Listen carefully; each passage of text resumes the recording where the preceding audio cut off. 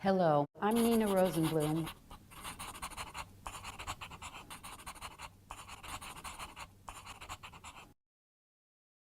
This video has been developed to help participants of Oxfam's film competition, Shooting Poverty, but can also be very useful to anyone wanting to learn how to write an effective treatment.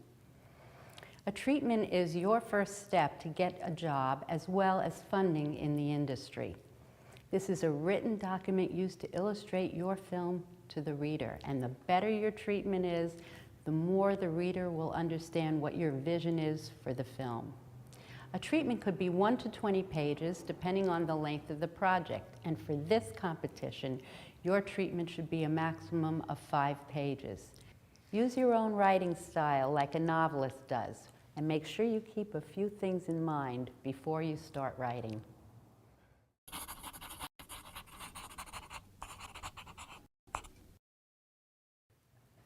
Before you write your treatment, you need to make sure you know your story and your topic well.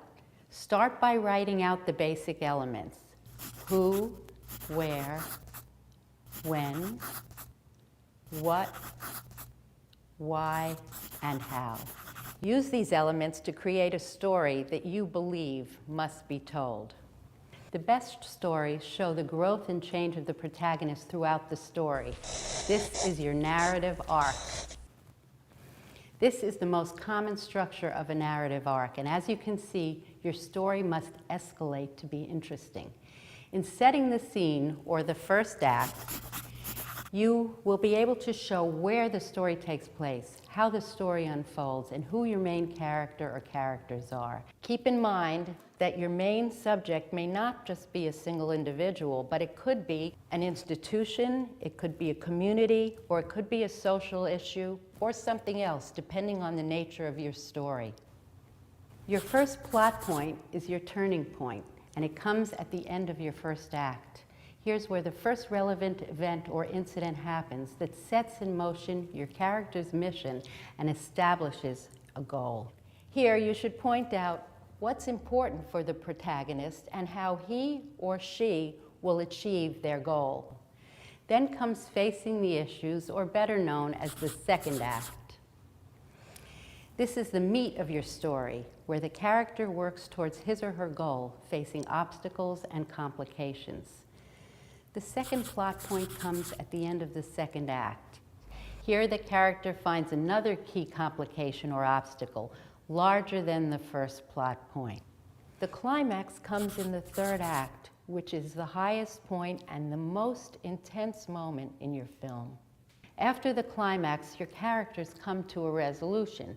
It doesn't have to be a big resolution. It could be just a sentence or a brief explanation of what the character expects in the future.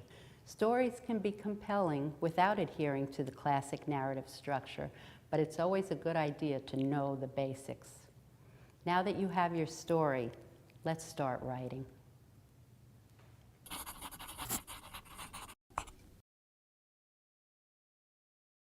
A treatment could be considered a written pitch, something that catches the buyer's attention and makes them want to see more. The best way to translate your vision to the reader is by writing in an active voice in the present tense. Tell the reader what they will see and hear on the screen, but don't go into too much detail. Focus on the most relevant elements, like you did when you created your narrative arc. You shouldn't be writing dialogue in the treatment unless it's a line or two that are crucial to make your story stand out. Write colorfully so that the reader visualizes what's in your mind, but avoid splashy adjectives wherever possible. For example, don't write, "This fascinating story will be beautifully shot," because you have to show how the story will be beautifully shot by explaining your vision. Think of the beginning of your treatment as the hook that's used to reel in your audience. And remember, some people won't read any further than the beginning if it is not compelling. So remember, put a lot of time, effort, and heart into the opening of your story.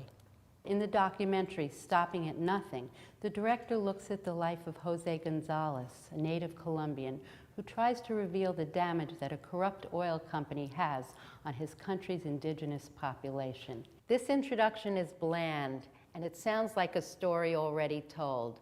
So you may try to introduce something shocking into the beginning of your treatment. For example, in the center of this dense Colombian jungle, thousands of indigenous people are dying each year from black lung and poisoned water.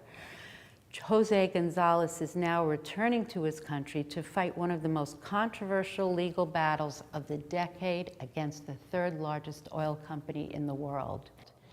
Now that your reader is hooked, keep them there. Throughout the rest of the treatment, expand that first line, describing your story and introducing any other main characters. Mention what extra footage you plan to use, like B-roll or archival footage or dramatic reenactments. The characters are the most important element of any story, so you should make sure that you describe your characters very, very well.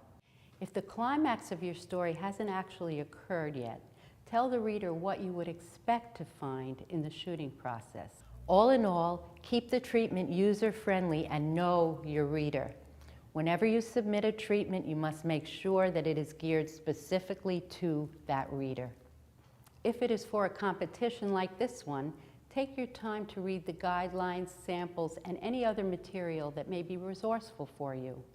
And in the case of Oxfam's shooting poverty competition, keep in mind that there are a mix of judges. Some of them know plenty about the arms trade and others know little. So you will have a challenge to write an appealing, clear treatment for all. The two main themes that the judges are looking for in the shooting poverty competition are, number one, the direct impact of the arms trade and armed violence on the social development and growth of your community, society, or country. And number two, the impact on your community and country of the widespread corruption and wasteful spending associated with the arms trade. Take a look at the treatment for the documentary Retracing Geneva that shows how the arms trade in Sierra Leone and Liberia were directly linked to corruption in the government and corporations, and how it left the country poor and in shambles after the war ended. Whichever of these topics you choose, remember to turn them into personal stories, something special, something that the world has never seen before. And remember to read some of the cases that Oxfam has provided for you on shootingpoverty.org.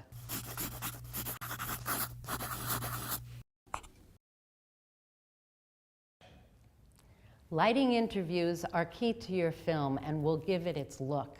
You can search out images and video clips that will give a sense of how you want your frames to look and include them in your lighting section. If you want to choose to conceal the identity of the subject, you can light it like this. Or if instead you want something more dramatic, you can find another reference, maybe something that's shot like this. Or you can choose conventional lighting that would look like this. But just remember, the more complex the lighting, the more time it will take you to finish your interviews.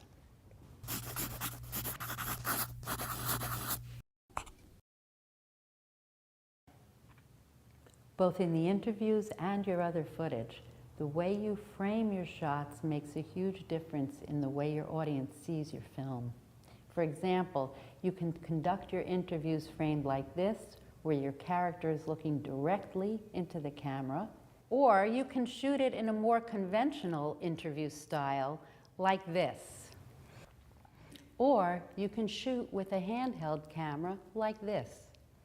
Or like this, if you prefer something with a more cinema verite feeling, where the camera does not interfere with the action. Whatever style you choose, make sure that the visuals represent what you intend to shoot. If you include visual references, make sure that you label them clearly. For example, lighting style or camera style.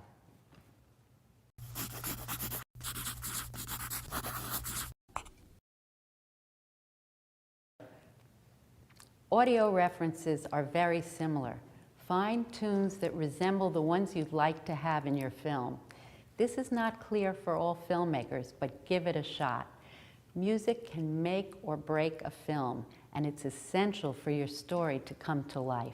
Watch as I perform a simple action with one type of music.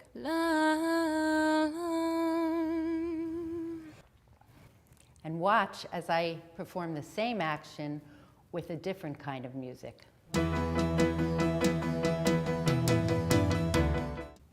As you can see, the same action can take on many different meanings and be perceived totally differently depending on the music. So take your time and think about it in your music selection. And when you make a documentary, you have to speak from your heart, trust your deepest instincts, never give up, never take no for an answer, and know that you're doing one of the most important things that you could ever do, which is to bring the truth out to humanity.